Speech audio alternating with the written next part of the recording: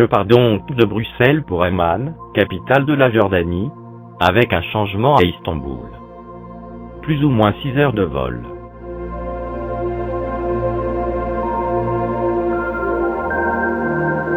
Tout le monde a déjà vu ce monument. Mais où? Je sais. Dans un album de Tintin, ou alors dans un film d'Indiana Jones. En fait, c'est à Petra, en Jordanie.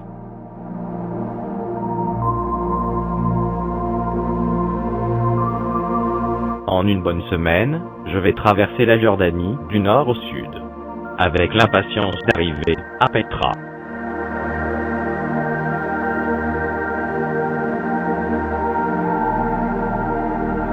Jerash a été fondée à la fin du IVe siècle avant Jésus-Christ. L'arc d'Adrien, 25 mètres sur 21 mètres 50, construit à l'entrée sud de la ville à l'occasion de la visite de l'empereur Adrien, en 129, fut reconstitué après 1980 par des archéologues jordaniens.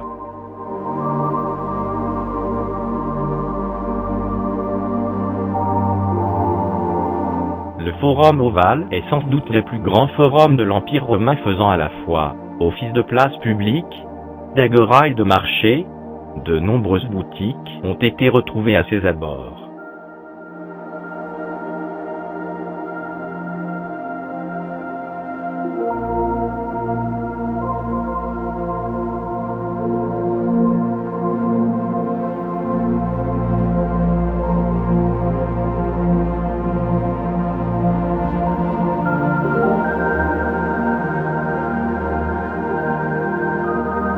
Les deux théâtres, un théâtre au nord de la ville, l'autre au sud, situés respectivement à côté des sanctuaires d'Artémis et de Zeus. Ces théâtres ont été remarquablement bien restaurés et accueillent des spectacles locaux, généralement en période estivale.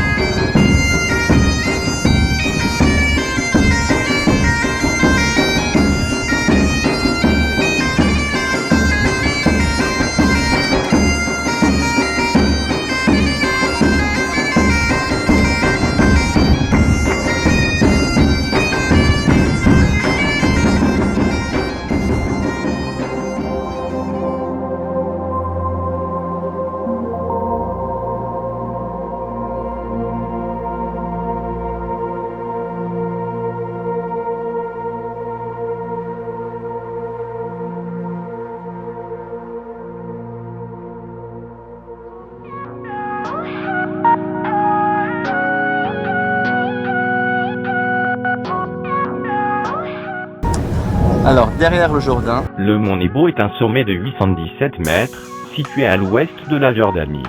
Le récit biblique du dernier chapitre de Deutéronome relate comment Moïse, qui n'avait pas le droit d'entrer sur la terre promise, vers laquelle il avait conduit les Hébreux sortis d'Égypte, observait le pays de Canaan, la Palestine historique, du haut de cette montagne avant d'y mourir. On n'a pas retrouvé la sépulture de Moïse, mais on pense qu'il a été enterré dans cette région, d'où la construction de ce mémorial.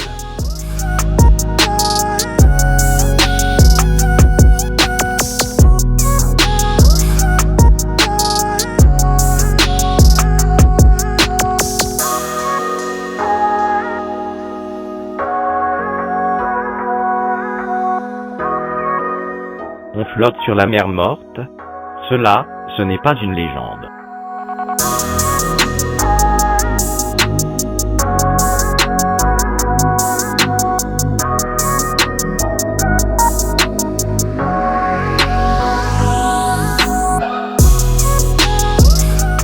Véritable labyrinthe sur plusieurs niveaux, où l'on ferait bien une partie de cache-cache, nous sommes dans le château de Kerak, situé dans la vallée du Wadi Karak, à 121 km au sud-ouest d'Amman. Ce château, ou plutôt cette forteresse, fut construite en 1142 par Païen le Bouteiller, dans la ville du même nom, et ceci afin de contrôler la route des caravanes, dont on exigeait un lourd tribut, pour leur assurer la sécurité.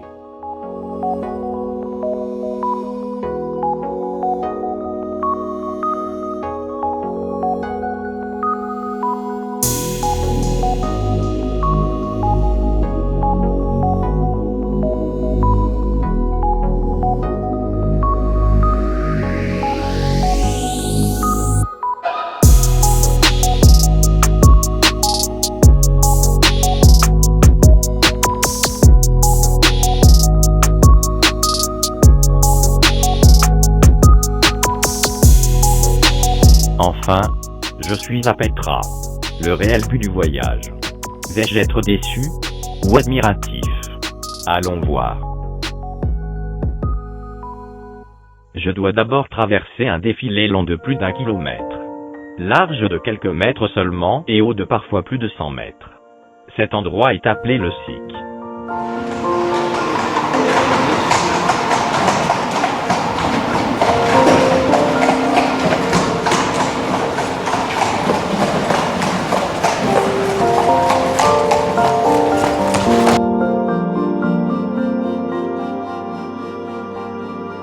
Et puis, soudain, j'ai la réponse. Mais reprenons depuis le début.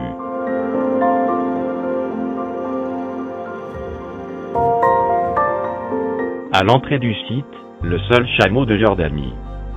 La nécropole de Géa.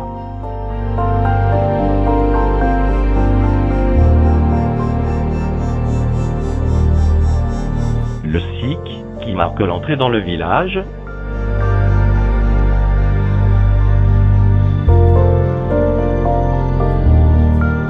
et le fameux tombeau nabatéen, appelé El Ghazné, ou le trésor. Celui-ci fut construit au 1er siècle avant Jésus-Christ. Il est creusé dans la roche et non construit. On est sûr aujourd'hui que ce monument est bien un tombeau, et non un temple. Mais, je vous laisse admirer quelques minutes.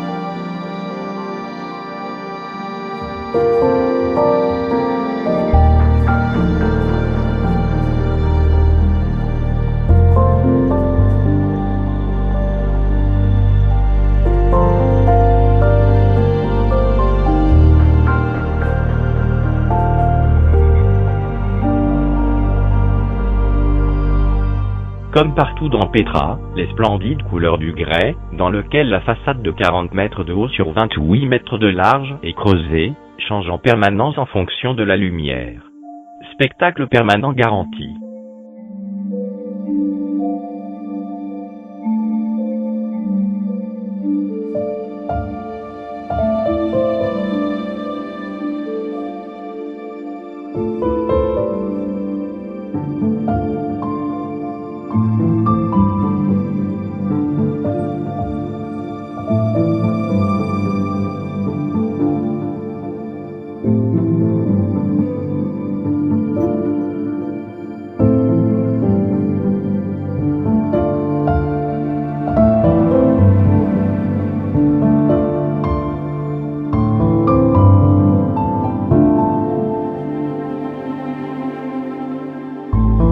Petra est loin d'être uniquement ce fameux tombeau, mais un village entier sur lequel je reviendrai un peu plus tard.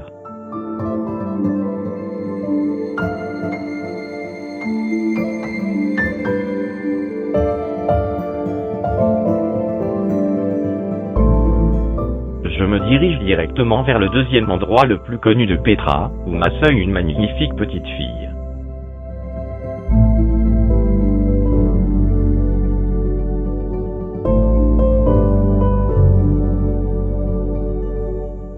Après 45 minutes, le chemin débouche enfin sur une vaste esplanade au fond de laquelle apparaît le monumental temple du Déir. Sa façade, sculptée majestueusement dans le grès jaune, est colossale. 47 mètres de large, 45 mètres de haut, son style rappelle le Ghazné. Sauf que le Déir n'est pas un tombeau, mais un lieu d'occulte. D'ailleurs son nom Déir signifie monastère ou couvent. En effet, des moines de l'époque chrétienne étaient installés ici, et certains y habitaient encore au XIIe siècle.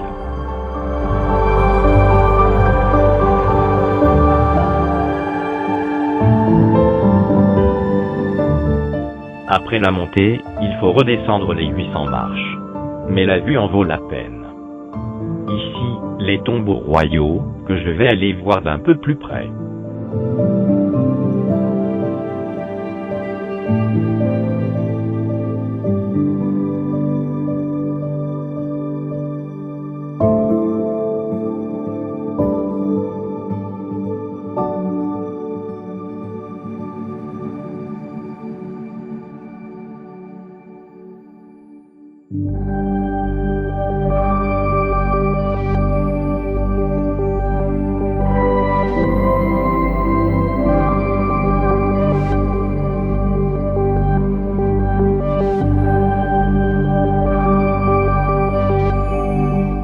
C'est dans la ville basse que la période romaine a laissé des traces.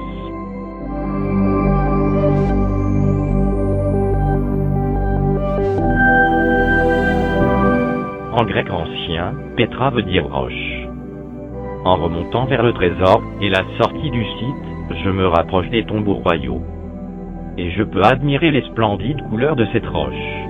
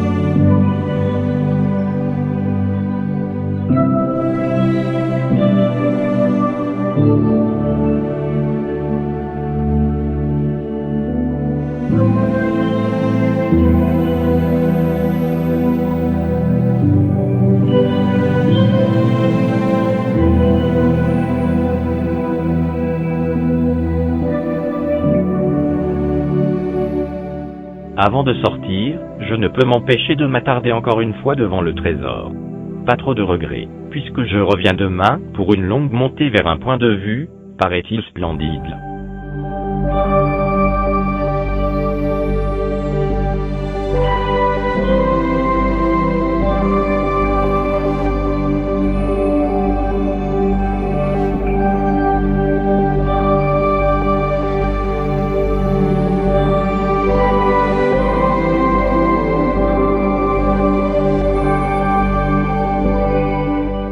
Partir, dormir, revenir.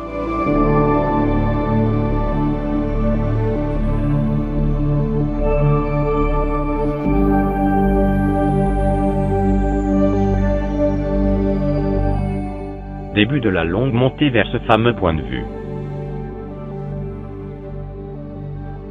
En effet, splendide. On touche même au sublime.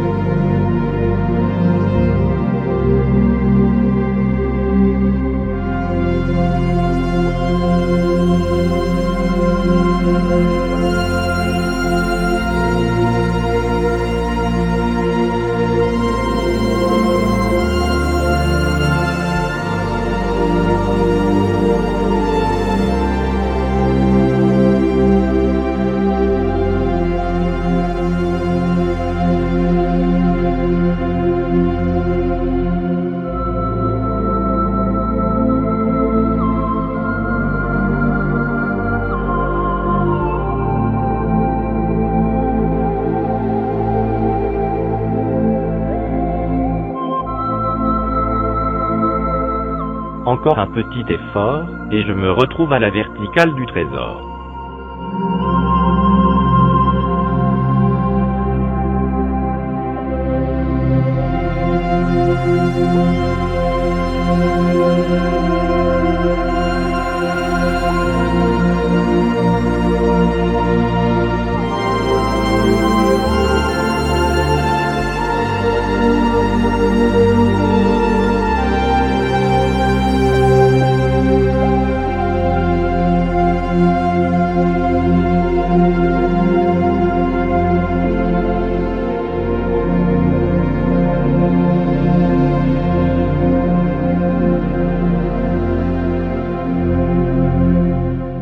Et, comme bonus en revenant vers la ville basse, une magnifique vue sur le théâtre.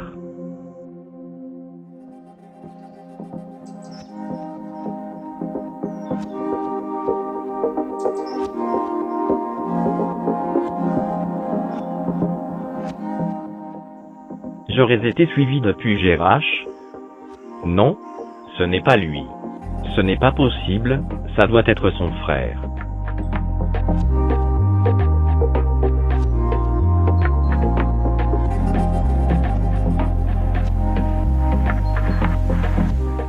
Je m'arrête une dernière fois devant la plus belle sculpture de tous les temps.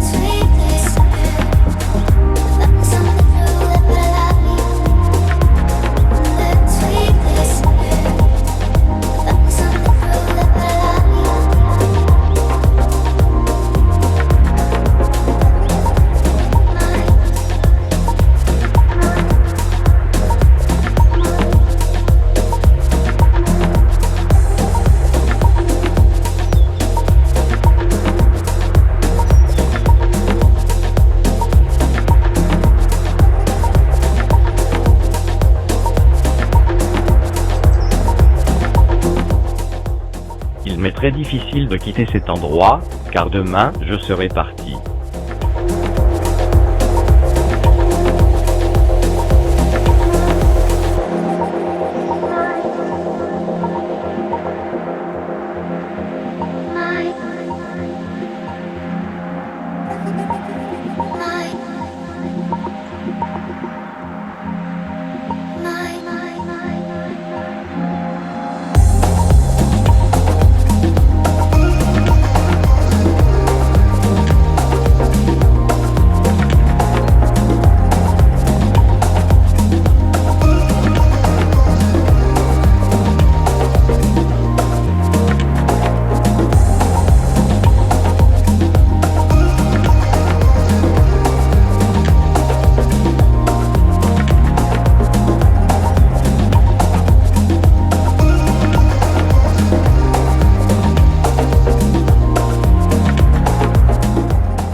Wadi Rum, ce joli désert a servi de lieu de tournage à Lawrence d'Arabie, film de David Lee. Une partie des faits historiques s'y sont effectivement passés.